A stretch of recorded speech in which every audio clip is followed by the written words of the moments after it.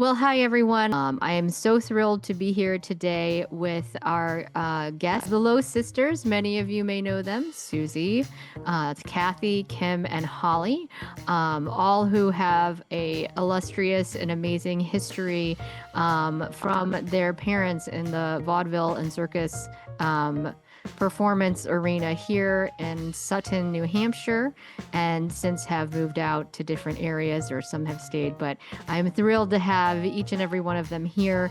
So many of you know them, have probably grown up with them in the community. Long history of art centricness, and just so much great focus on just the history of our community here. I really couldn't think of a better group of individuals to talk with for our first episode. So really thank you guys so much for being here with me today. Thanks, Gina. This is great. Thanks for having us. I love it. And I must say, Susie has been on the board of the Center for the Arts in the past, has a amazing nonprofit career and areas as well as so many other things. But thrilled to have each and every one of you guys here. Today, I really love to kind of, I've heard it said by a few people, that this was a second Hollywood or something, or there really was just this rich history in Sutton, in a large part to your family. I'd love to really understand that a little bit more and share for those people who maybe didn't grow up here, maybe who visit, who just moved here, a little more about that. So why don't you guys share a little bit about it? Sure, Dina. I'll start with the brief history that our grandparents came here following other vaudeville people who were living in New York City and getting away from New York in between their gigs and traveling across the country. So they somehow found the Sutton and Bradford area to have their second homes. And eventually, when vaudeville died in the early 50s, they all ended up staying here and becoming lifelong citizens. So that just begins a lifelong rich history for us, knowing a lot of these eccentric people. People like Pat Rooney Jr., who started the dog house in Bradford, that probably a lot of people still remember. But just a lot of folks who came here to settle and still continued to be in show business. And that gave us a very different background, for sure. I love that. I can't imagine, it's so fun to think about vaudeville. I grew up in a different generation, but it still overlapped some, and it was just so much fun. And what a fun time to really be a part of something so enjoyable and entertaining. And so I can only imagine what your house must have been like. I'd love to hear maybe a few stories from each of you that you remember fondly about growing up in your family. I can only imagine. Well, I'll say one thing quickly, that we didn't have a swing set ever. We had a trampoline and a trapeze in our backyard. So that was we didn't know what a swing set was until we went to a playground. I love that. So Kathy, what do you think? Yeah, and then our parents set up this trampoline center in Newport, and Uncle Tom wrote a song for Kim. She was the little butterball, only 3 feet tall. And we used to go there and jump on Saturdays. So trampoline centers used to be a big deal in the late 50s, early 60s. And then it became, I guess, a liability or something as a recreation, public recreation thing. But so our parents would, do their fancy flips and perform and all that. But, the public would come in. It was really fun. Yeah. That's awesome. What about you, Kim? Well, my trampoline had an emblem. It was a seal in the middle of it, but I can't remember what it looked like, but just that it was my trampoline. Yeah. She had her own trampoline. We didn't have that. She had that. Because I'm the greatest. I imagine there was always a lot of visitors and people coming in as well. Yeah, so we had a sign out front of our house that we made. It said Lowe's a Go-Go. And that was when we were in high school, right, Susie, or middle school? And Yeah. so our friends would come, and our parents were very open to our friends coming, and we play music and things like that. And I think some people stopped occasionally to see if Los Go was like a nightclub or something. They weren't sure what the sign was about, but it was just like, here's a fun place for our family and neighbors and friends to come and hang out. And Dad would invite the strangers in. Oh, sure. Yeah. That's right. Holly, what about you? What's one of your fondest memories growing up? Well, it was definitely a big party all the time. And I remember the trapeze in the backyard, and with my mother being in the circus, she had a lot of dress up clothes. And my thought was always going back to putting on her spangled bikini that she wore on the trapeze. So we would always try to put that on and do trapeze performances. But also the house was they were always entertaining. There was always music, always people playing the piano and coming in and singing. And that was my memory. But I was young, between 5 and 10 years old. There was a lot going on, and I was young and trying to take it all in. Yeah. I understand it. Well, there was a lot of community theater going on. When they were getting out of vaudeville and trying to incorporate themselves into the villages that they were living in, community theater became a really big outlet for them.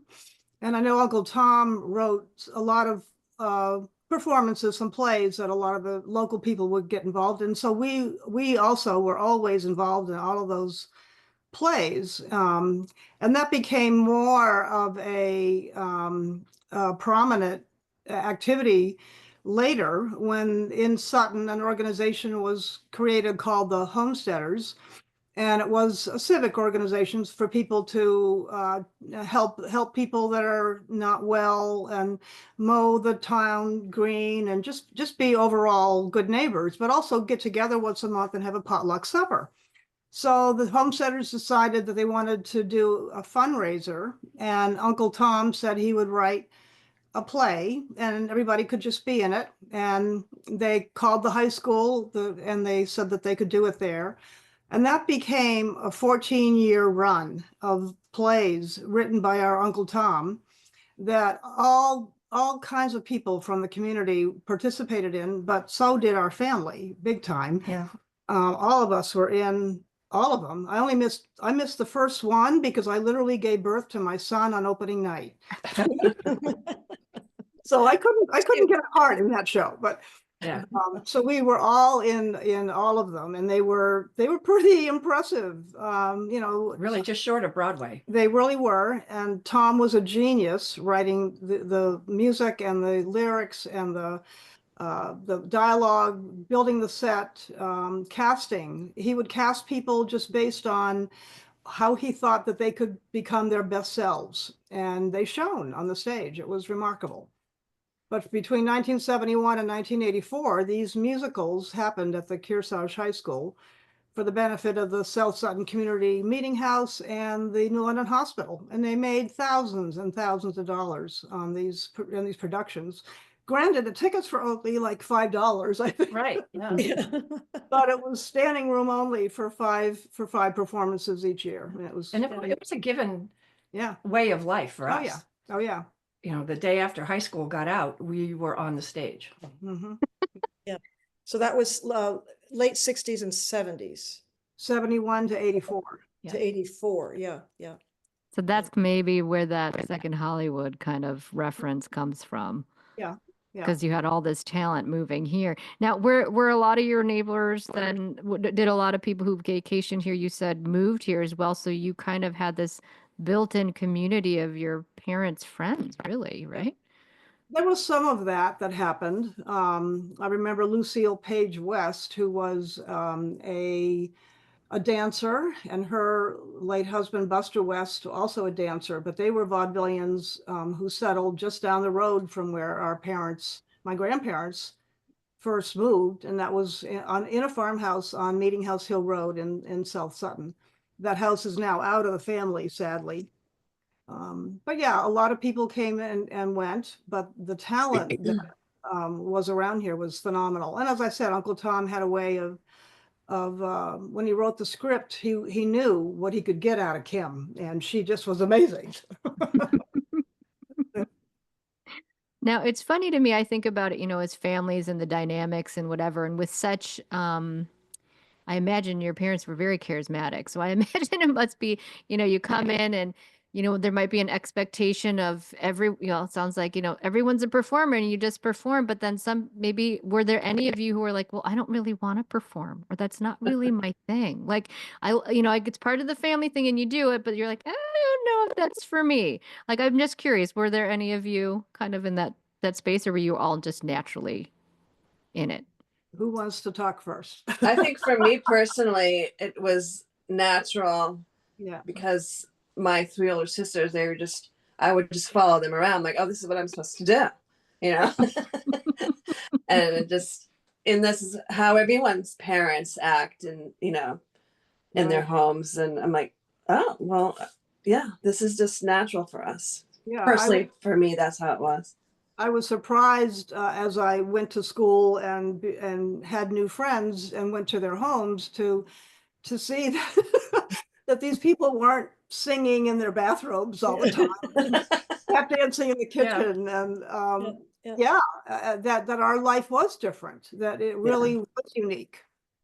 It's very interesting, as Susie was saying, going to people's houses. Yeah. And people would always want to play cards or Monopoly or something. And I'm like, well, who's got the guitar? Right. Where's the music? Yeah. Or magic tricks, because Dad always did the magic tricks. Oh, yeah. Right. Yeah. And then dress up. Dress up was like, Yeah. I mean, still we dress up. Yeah. I have a separate closet. Kathy has 4. Kathy still dresses up. Yeah, but for me, I followed because everybody was doing it, and I maybe struggled the most. I had a lot of stage fright and a lot of like No way. challenges of thought, okay, I'll do this, but I don't feel like I'm in my body, I don't feel comfortable. So I worked through that a lot with therapy and stuff, and just, then it became more of my way of life, but I really struggled with it. Yeah. Fascinating. I always loved it. I mean, I wanted to be a dancer. I was a theater major early on. And then when I realized, why am I a theater major?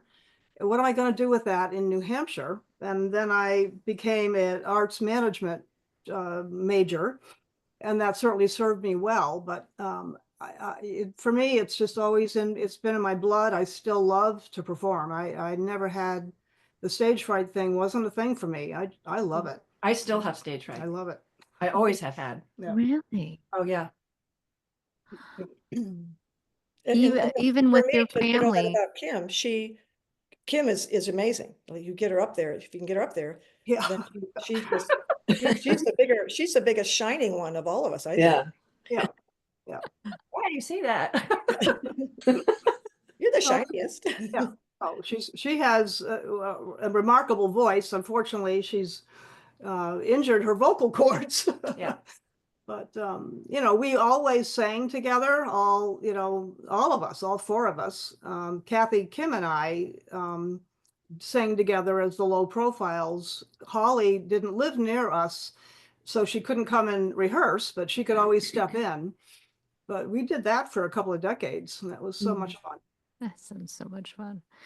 So it sounds like you carried on so many pieces of that as you guys, grew and made your own lives and whatnot.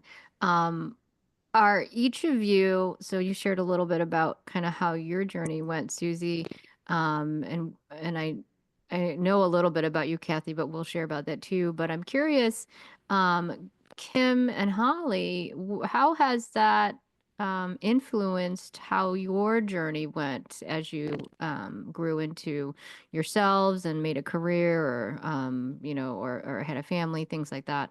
Yeah, I was always the follower too. Kathy, with her, great music ability, was and still is a great director. And when we 3 had our career together, Kathy was really the one who was the big instrument to say, Right. this is how we should do it.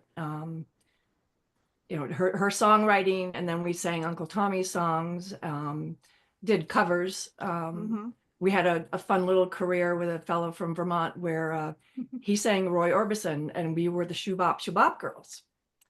And that was really fun, just to step out of our regular family thing and do old Roy Orbison, cover tunes. And the fella, Al Alissi, a great performer. Fabulous. So yeah, just being happy to have had the direction. That's awesome. Holly, how has I guess your family's experience moved you in your journey or influenced you and your choices in life? I was definitely the more traditional daughter. I went to college, right away, and I was a teacher for 12 years, and then went into nursing a little bit, and so I always loved working with people and in the community. I think definitely living in Sutton and being in my family, it really brought the community together. And that was a big part of our life, community and family. And that's how I feel like today I still want to, I live in Portsmouth, New Hampshire, so I feel like even in my community, I try to get people together and do stuff together. And one really big thing, the creativity of our parents and our uncle. Mom being in the circus, she had to sew all of her own clothing. We all know how to sew. Yep. We all are really jokesters with our children. That's how Dad was with us. We all learned to dance. But the creativity thing, Holly is also an interior decorator. Yeah. So, she can take something small and make it wonderful big. And that was all learned by our mother. Yeah. But I put this picture up because you girls probably remember this outfit that she's wearing in this picture by the elephant. Oh yeah.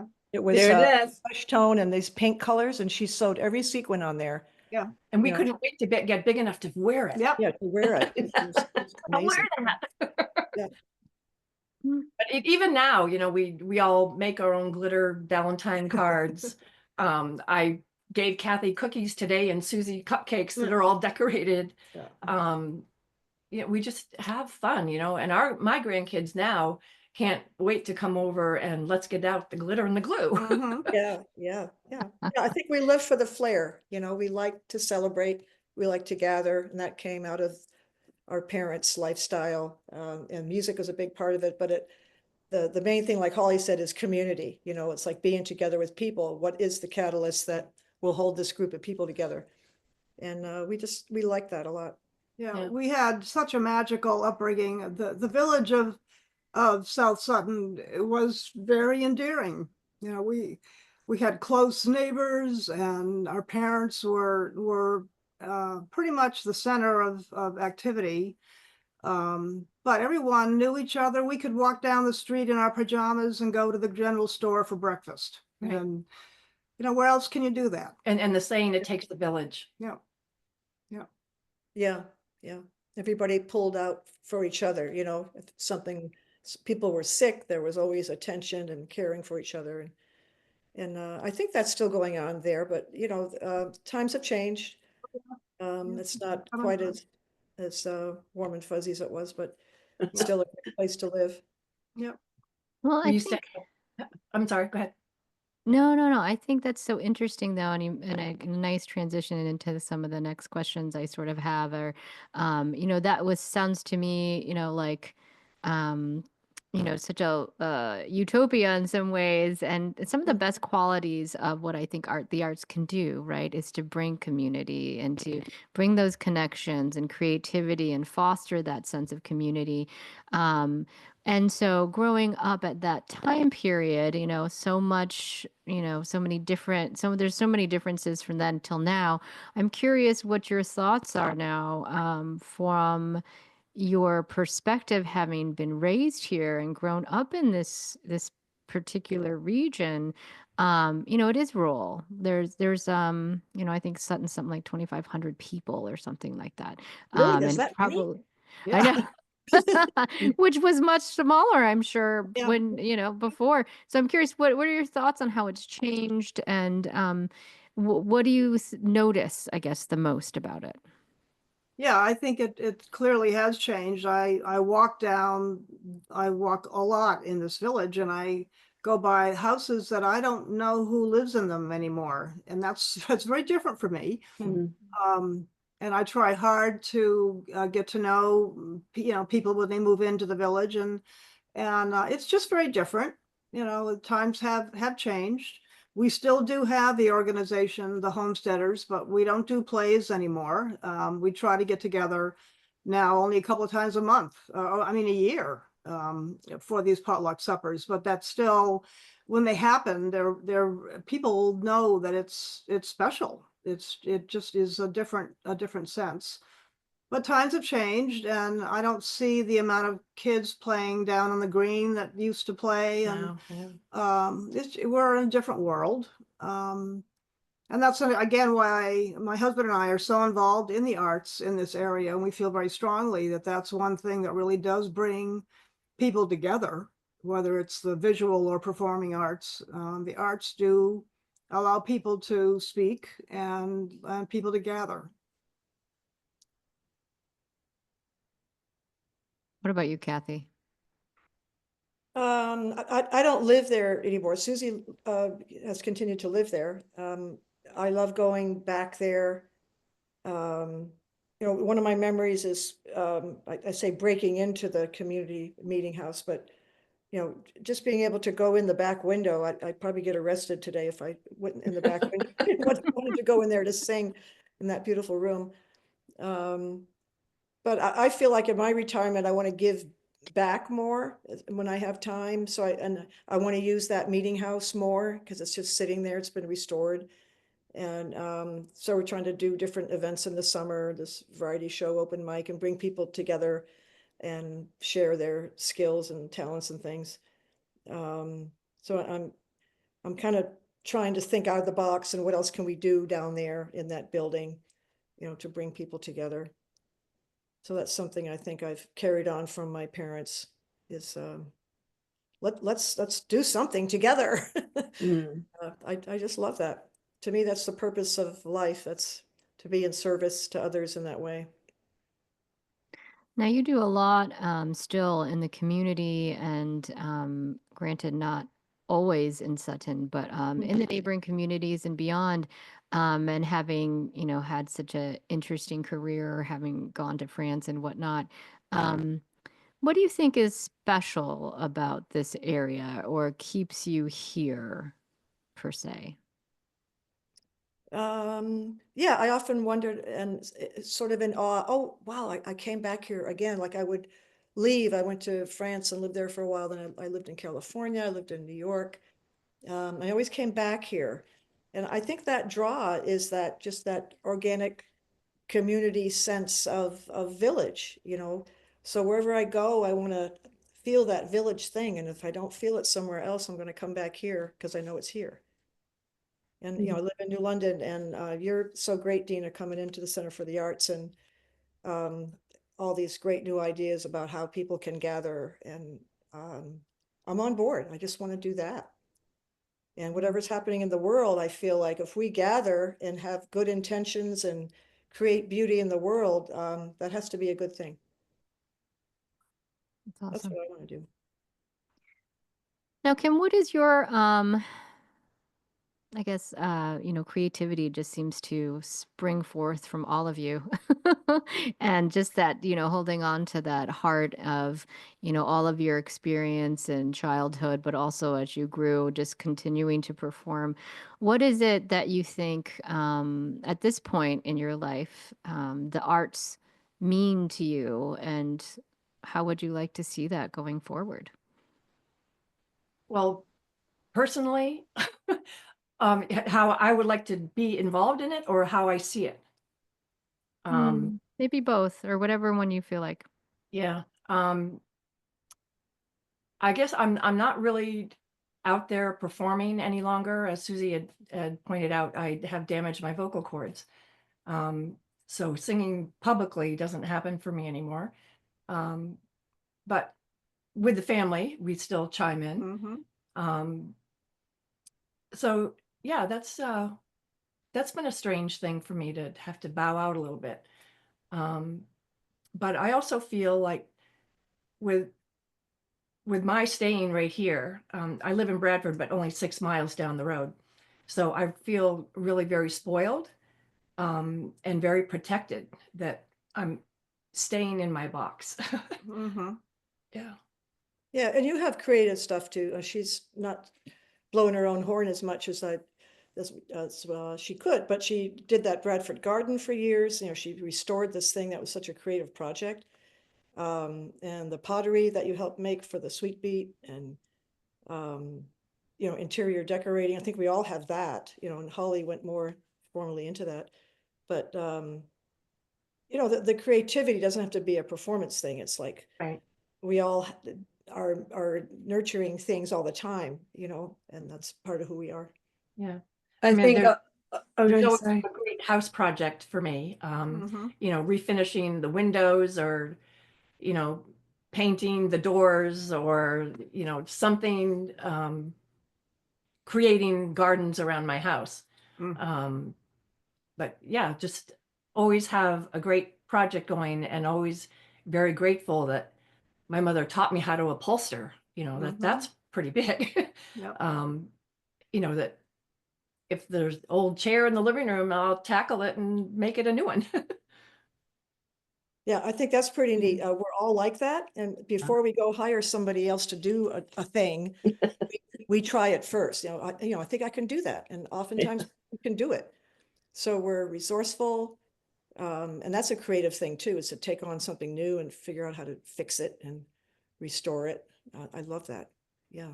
And I think one thing for me, living in Portsmouth and wanting that whole community feeling again, I volunteered a lot with the arts, with the music hall in Portsmouth and the Prescott Park, and just being on boards and volunteering around town and loving the arts in this section. I think that, upbringing for me helped me want to do that kind of work in my community here. Yeah, and I think that speaks again to one thing that we didn't really mention, but it was about our parents' optimism. You know, we kind of think back. Was this a detriment to us, or was it a positive attribute to see life as half full always, and to do whatever we can do, to be creative, and just to enjoy life. And practicality. Yeah. Not that we didn't have a lot of things handed to us, that, Mhm. we weren't poor, but like, I didn't get my first bicycle till I was 34 years old. What? Really? I never had a bicycle. What? So we were poor in some ways, but totally rich in others. Yeah. Yeah, yeah. And they weren't highly educated people either. Like Right. our father, at age, what, 16, he went on the road with his father Yeah. and Yeah. did the high school. He did the, Professional school from New York. yeah, that the movie Fame is after, the School for Creative Arts or something in New York. He went to that. So he was always doing homework remotely or on the train, on the way to the gigs across the country. So I don't even know if he graduated from high school. Did he graduate I from high don't school? think you did. Yeah. No, he did. He finally did. He did from that? Yeah. Oh, Um, yeah, I don't know if our grandfather went to college. So education was not something they ever pushed. I don't Right. remember. And I didn't go to school till I didn't go to college till I was like almost 30, Yeah. and decided to go to college. So they just said, just do what you want to do and be happy. We'll support you. Mhm. Just want you to be happy. And so Yeah. that was so wide and broad. It's like, okay, how do I be happy? I just go do things I like to do and see if I can make money at it. mhm. Uh, So not a whole lot of guidance with that, you know. But support in whatever we wanted to Yeah, really. support, and it was just Yeah. really simple to them. You do what you want to do, and we'll support you. Yeah. Yeah. And cheer you on. You know, they're always cheering us on. Yeah.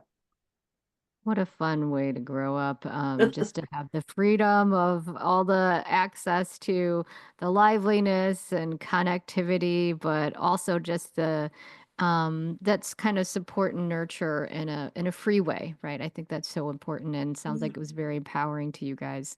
What would you say to the next generation? I just feel like that's probably so uncommon these days, and I hope it's not. I hope there's spots in the US where it's still, just that kind of fun community that it sounds like you grew up surrounded in. I hope that does still exist in places, but it's such a different world. Everyone's plugged in, and especially since COVID, it's a whole different mindset about being around people and whatnot.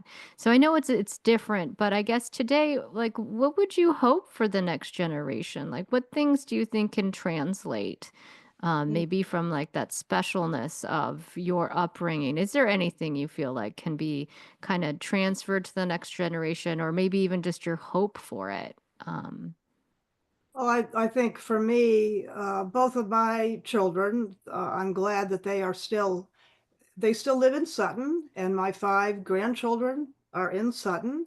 And now I have 2 great grandchildren coming along the way. And what I'm sensing and what I see that's powerful for them is still the sense of community, that this is very important to them. All of them still embody that. And I think that's something that Sutton has helped give them. And I hope that it will retain a little bit. But yeah, I have a lot of concerns for this next generation. And I think the one thing that can be a saving grace is that they can connect to community, that they really, if they can embody that, if they can find a sense of purpose and belonging, that's going to help them be better people. Yeah, I fear for the next generation too, with the technology that has separated people's hearts. You know, people connect with information and cryptic messaging and all that. I long for sitting in a room with people who are under 20 and having a conversation where they look you in the eye, you know. It's just, we're losing that. We're losing human connection. And I fear for that. I think it's one of the cool things, that as artists and people in the arts community really have a opportunity to help our society with, right? Because there's so many intangiblenesses to community when we talk about it. It's kind of like, um, it, but to explain it would be very tricky. And what are really all of the pieces of it? So I think it's really an awesome challenge and opportunity to artists of today to really figure out or come up with different ideas that can help us all um, recapture some of this community that I think has been lost in so many places. I moved here only, 3 or 4 years ago, from a different place in New Hampshire, and it's a bigger town. I don't know if we have too many cities here in New Hampshire, but I would say that I think what is so special about this area is that sense of community, where I have not seen that, in a lot of places, because it's harder when there's more people. So it's nice. You can stop in at places and they know you if you come there more than once. And they're like, oh, I remember you, blah, blah. Most of the times people who've lived here more than 3 years, it seems like you can really have a conversation with almost everyone on the street because you know them in some way, shape, or form. My family gets stopped all the time because my husband's in the school system. My kids are in the school system. They meet a friend, they see a parent, they see a so and so. We run into people all the time. And it's just to me, that initial sense of what I think humans often crave is that community. I think we're made to be in community and have that sense of belonging personally. And I just love when I get to see it. So I don't know what it is about this area, but I think there is such a wonderful opportunity for people to experience it still if they want to. Um, Not that it will necessarily happen. You brought up the school. Here we have our regional high school or regional schools everywhere, 7 communities. But we're all on one umbrella. And I think that is amazing to me that it's not New London this or Springfield that, but we are all in it together. And I think that really helps open up our eyes to be a really sharing area. Yeah, I was the last class of New London High School before Kearsarge was built. And I remember going there from Sutton, feeling sort of isolated, and it was Sutton into London. I didn't know anything about the other towns. But then when the regional system came in, it really does broaden the availability of other townships, villages, kinds of people. It just broadens. Yeah, that was good. Yeah, it's such a special area. I know you guys grew up in this area, but I'm curious too, Holly, since you moved away, do you feel, Portsmouth is more of a city? Do you feel any, it sounds like, you're making your own community. Would that be right? Um, it's pretty similar to how I grew up in Sutton. I mean, my girls, we're in a neighborhood community. Our girls went to school with 4 or 5 different towns around us also. And although it's a lot bigger than when I grew up in Sutton, but it's really not that big compared to like Manchester or Nashua area, It is growing though. Portsmouth is growing. And it's such an amazing artistic hub. I love going to Portsmouth. Yeah, there's so much culture going on here, and that's what I love about it too. Yeah. But we have that going on around here now. It's just amazing. Yeah, there's a lot of very good things that are happening here. It's exciting. It really is, yeah. Yeah, I don't know if it's just post-COVID or if it's people kind of getting bored with just watching performance on a screen so much. People are wanting to go out and feel and see live music and live theater and all that. Our parents grew up around here. When our parents were here, they did their vaudeville things on the music hall stages.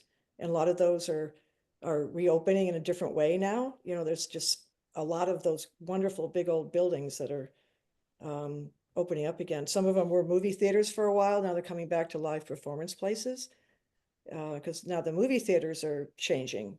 Don't go to big screen movies as much, but that's changing too. They want to go now people want to do that again. Yeah. Yeah, it's almost like the arts goes in the like cycles or something. There's these cyclical things that Yeah. people trends, I guess, towards things.